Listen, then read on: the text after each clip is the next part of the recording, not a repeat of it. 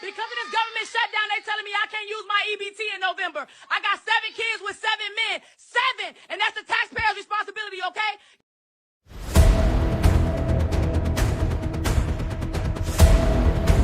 Ma'am, stop. They can't Store just called take it my in. food away. We got kids.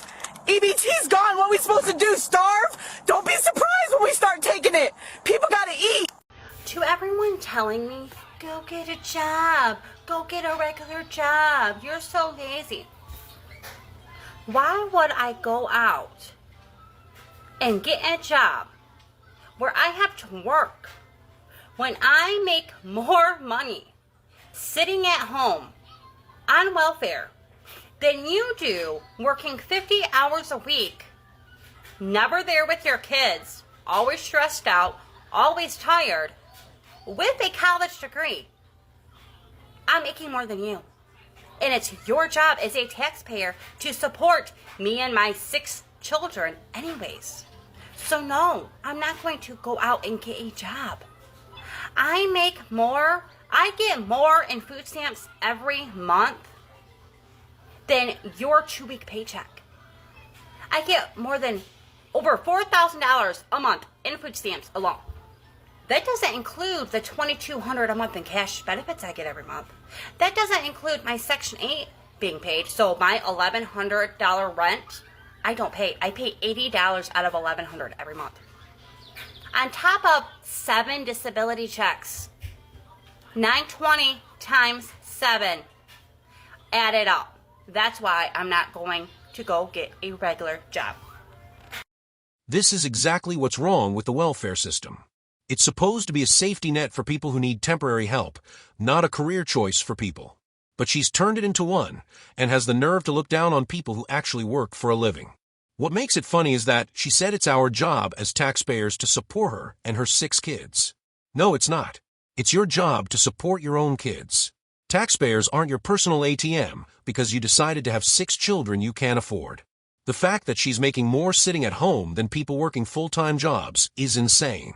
That's not something to be proud of. That's a broken system that rewards people for not contributing.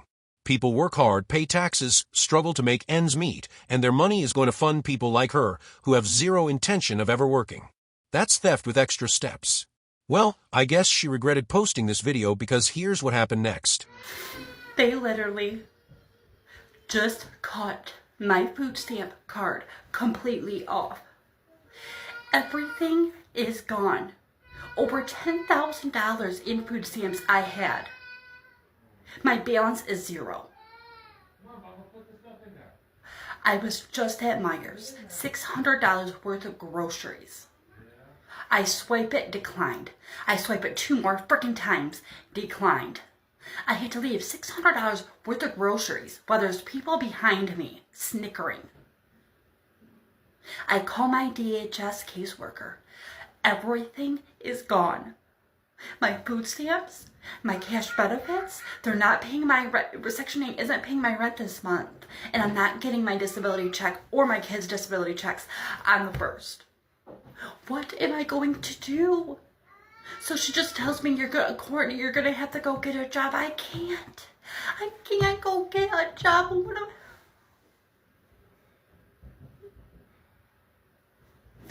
I really need help. I don't know what to do.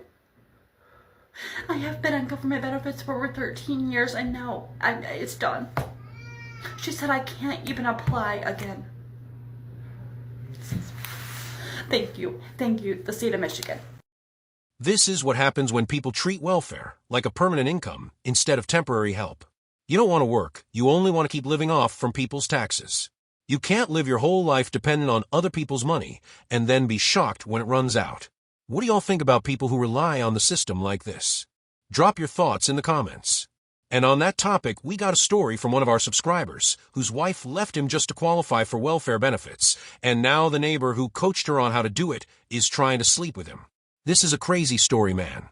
He'll be in the comments reading all your advice. Let's get into it.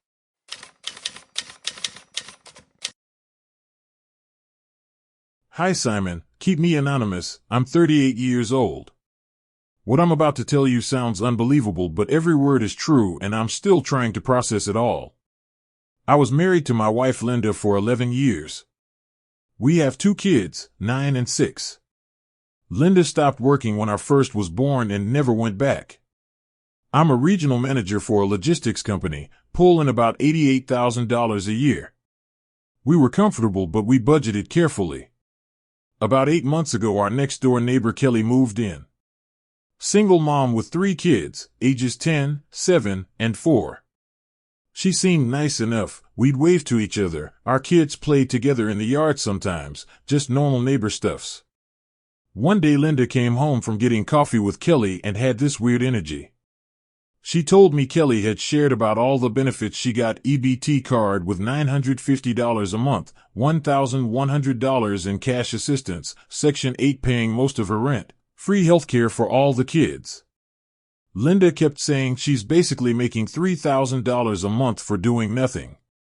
I didn't think much of it. Figured Linda was just making conversation. 2 weeks later, Linda brought it up again. Said she'd been thinking and maybe she should apply for benefits too. I was confused. I told her we didn't qualify, I made too much money and we were married.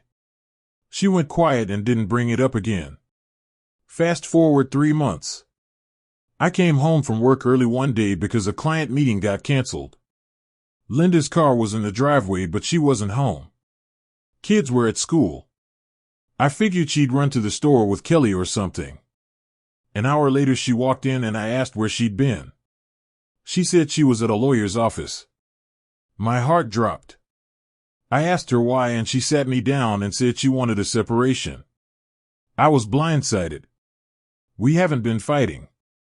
Things had been fine between us. I asked her what was going on and she said she'd been unhappy for a while and needed space to figure things out. She wanted me to move out for a few months so she could think. I was devastated, but I agreed because I didn't know what else to do. I moved into an apartment 2 weeks later. We told the kids it was temporary, that Daddy was working on a project and needed to be closer to the office. They didn't really buy it, but what could I say? I paid for my apartment, still paid the mortgage on the house, still covered all the bills, gave Linda money for groceries and the kids. I was financially drowning, but I tried to keep everything stable for the kids. 1 month into the separation, I was dropping the kids off at the house on a Sunday evening. I walked them to the door and saw mail on the table through the window. On top of the pile was an envelope from the Department of Social Services. I didn't say anything, but it stuck in the back of my mind. The next week I was picking the kids up and my daughter mentioned Mommy had taken them to a special doctor appointment for a card. I asked her what kind of card and she shrugged, said she didn't know, but Mommy seemed happy about it. That night I called Linda and asked her directly, "Did you apply for benefits?" She got defensive immediately. Told me it was none of my business what she did. I said I was still paying for everything. How did she even qualify? She hung up on me. I did some digging. Turned out once we separated, she'd filed as a single mother with 2 dependents and no income. She qualified for food stamps, cash assistance, and Medicaid for the kids, even though I was still covering their health insurance through my job. I confronted her again. She admitted it. Said Kelly had told her this was what she should do. That the separation made her eligible and she'd be stupid not to take advantage of it. She said with the benefits plus the money I gave her, she was actually doing better financially than when we were together. I lost it. Told her she'd committed fraud and that we weren't actually separated, this was fake. She said it wasn't fraud because we were living separately and she had no access to my income anymore. Technically she was a single mom. I said, "So you used our kids and a fake separation to scam the system?" She said I was being dramatic and that everyone did this. That I should be happy she was getting extra help so I didn't have to give her as much money. Then she dropped the bomb. She didn't want to get back together. She wanted to finalize the separation and eventually divorce because this arrangement works better for her financially. She'd rather be a single mom on benefits than be married to me.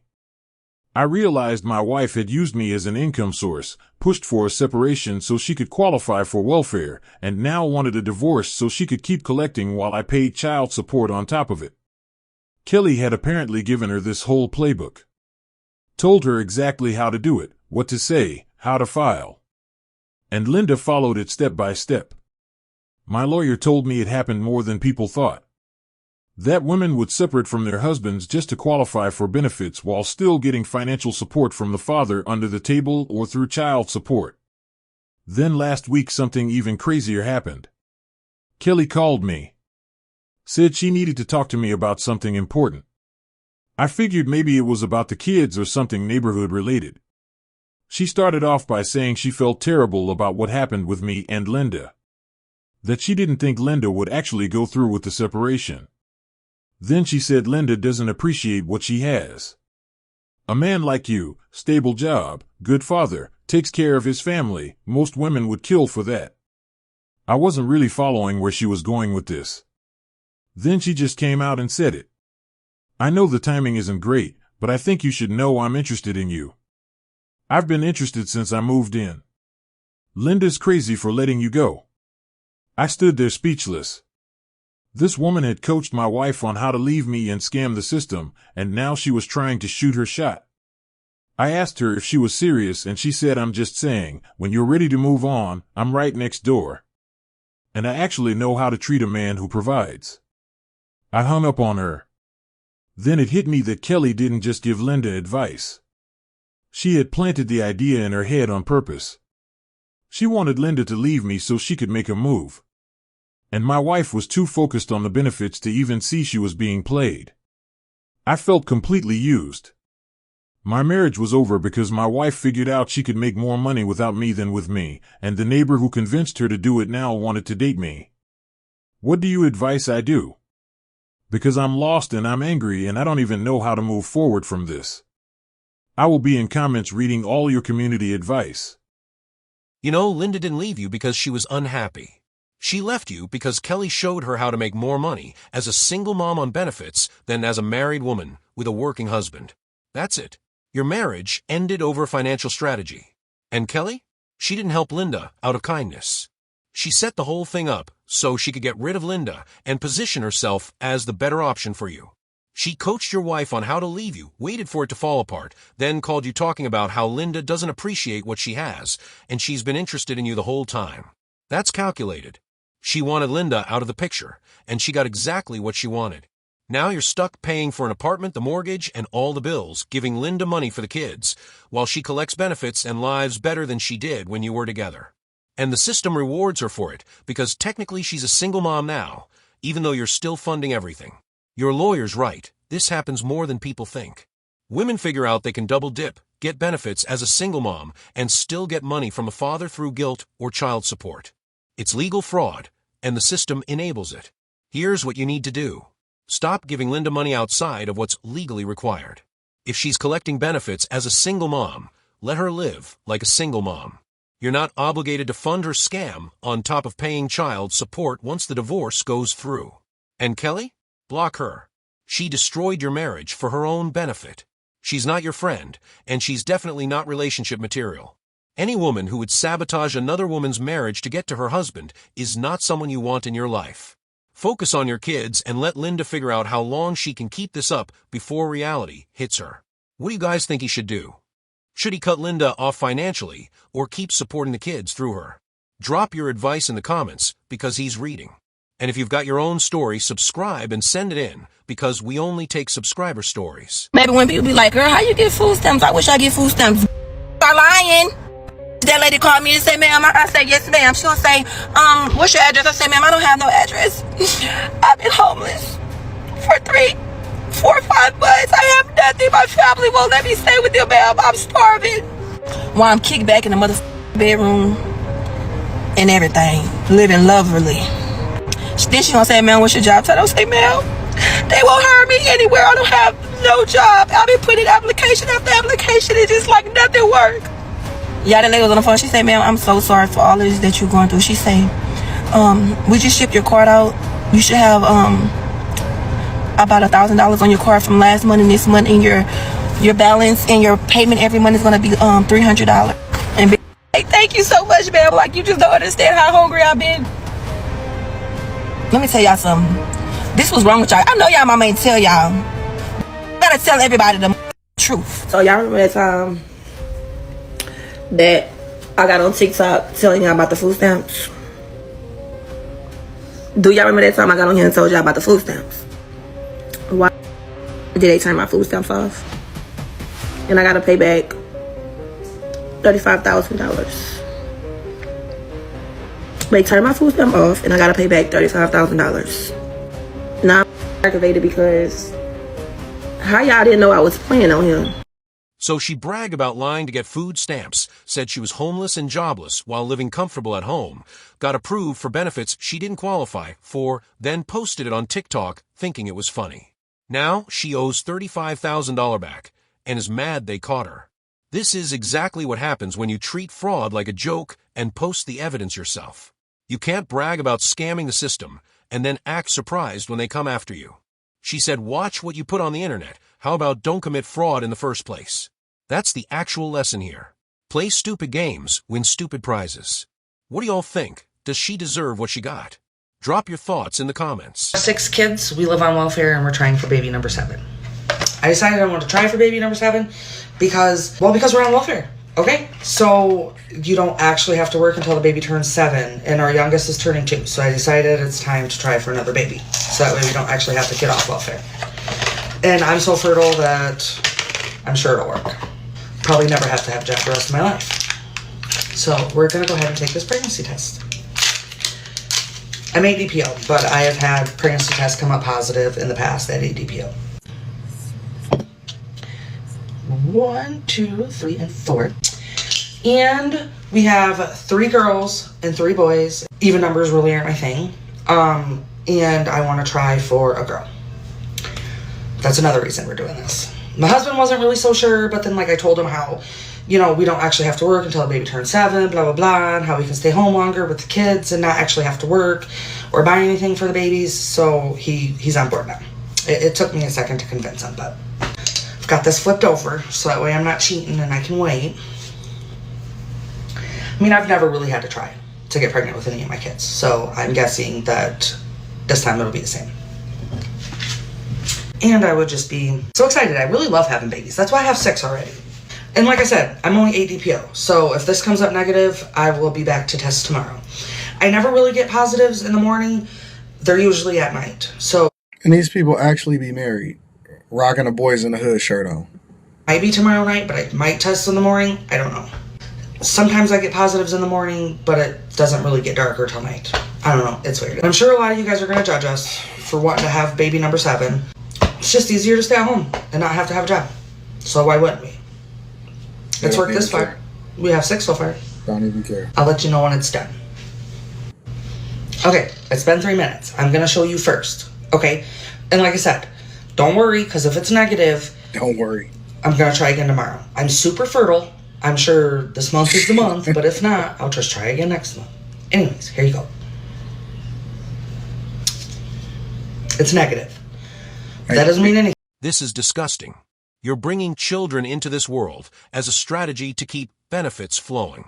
Not because you love kids. Not because you want a family. But because you don't want to get a job. People are struggling to feed 1 kid while working full-time, and you're popping out 7 to avoid employment altogether. What do y'all think? Is this acceptable or completely out of line? Drop your thoughts in the comments. And actually, speaking of this, we got a story from one of our subscribers whose wife is on disability claiming she can't work, but he's been watching her hike, move furniture, and run a side business. Now he doesn't know if he should report her or stay quiet.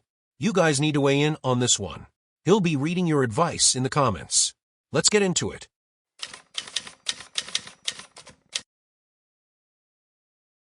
Hello, Simon. Keep me anonymous.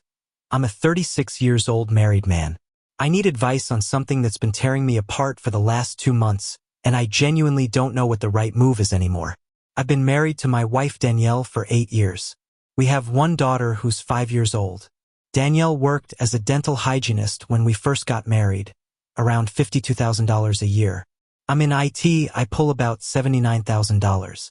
4 years ago, Danielle got into a car accident. Nothing catastrophic, but she hurt her back pretty bad. Had to do physical therapy for about 6 months. She went back to work after that, but said the pain never fully went away. Standing for long periods hurt, Bending over patients all day made it worse. 2 years ago, she told me she couldn't do it anymore. The pain was too much. She wanted to quit her job and file for disability. I supported her. I didn't want her working in pain every day. She filed and got denied twice. Finally, on the third try, about 18 months ago, she got approved. Started getting $1,847 a month in disability.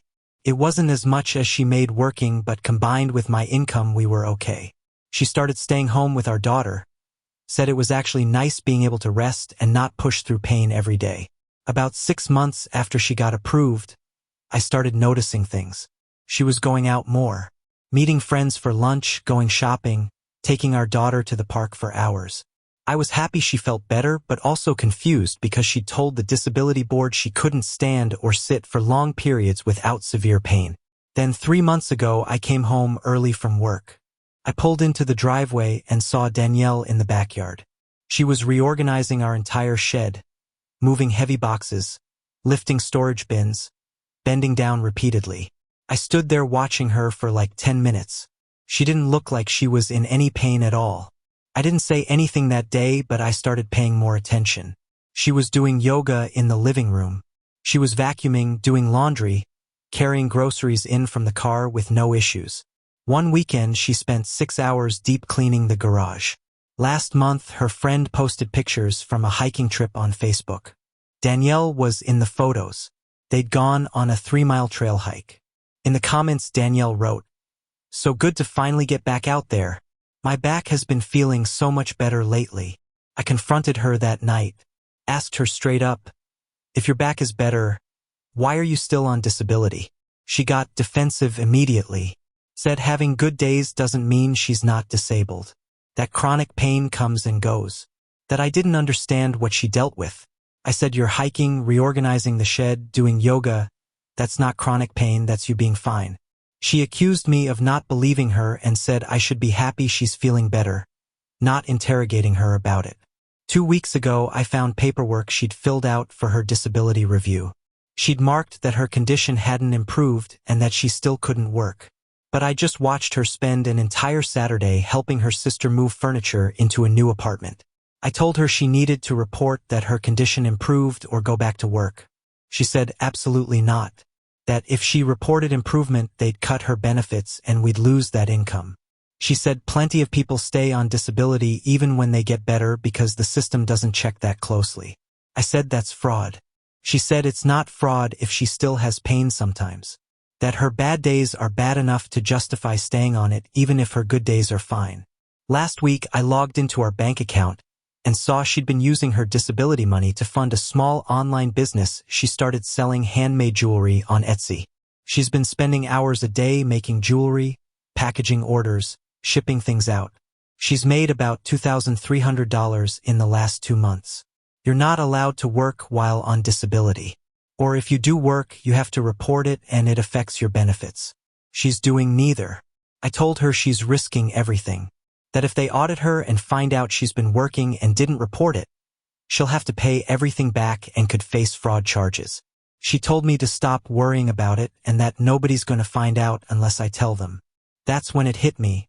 She's putting me in a position where I either stay quiet and become complicit in fraud, or I report it and destroy my own wife financially and possibly send her to legal trouble. My brother says I need to report her because it's the right thing to do. My dad says I should stay out of it and let her deal with the consequences if she gets caught. Danielle told me if I even think about reporting her, she'll divorce me and take our daughter. I feel trapped. I don't want to be married to someone who's actively committing fraud, but I also don't want to destroy my family. And part of me wonders if I'm overreacting. Maybe she really does still have bad days and I'm just seeing the good ones. But then I think about people who actually can't work, who are in real pain every day, who get denied disability because the system is skeptical, and my wife is taking benefits she doesn't need anymore while running a side business. Please advise me on what to do, because I honestly don't know what the right move is here. I will be in the comments reading all your advice. Thank you. You see, your wife isn't disabled anymore, she's pretending. And she's dragging you into it. So she's hiking 3 miles, moving furniture, doing yoga, running an Etsy business, making over $2,000 a month, and still collecting disability by lying on her review forms. That's not having good days and bad days. That's being fully functional and stealing benefits meant for people who actually can't work. And now she's threatening to divorce you and take your daughter if you report her? That's not love, that's control. She knows what she's doing is wrong, and she's weaponizing your family to keep you quiet. Here's your reality. If she gets caught, and she will eventually, you're going to be tied to it. You knew. You saw the evidence. You're complicit by staying silent. And when they come after her for fraud, they're going to ask why her husband didn't say anything while watching her commit it for months. You've got two choices. Report her and deal with the fallout now, or wait until she gets audited and watch your whole family go down with her when the fraud catches up. I know what I'd do. I wouldn't let someone else's lies destroy my integrity. But you got to decide if you can live with funding and covering for fraud just to keep the peace. What do you guys think Nathan should do? Report her or stay quiet? Drop your advice in the comments because he's reading. Alright, that's it for this episode. If you made it this far, hit subscribe. Drop a like and let me know in the comments which story or clip hit you the hardest. And if you've got your own story you need help with, make sure you're subscribed and send it in because we only feature subscriber stories. I'll catch you in the next one.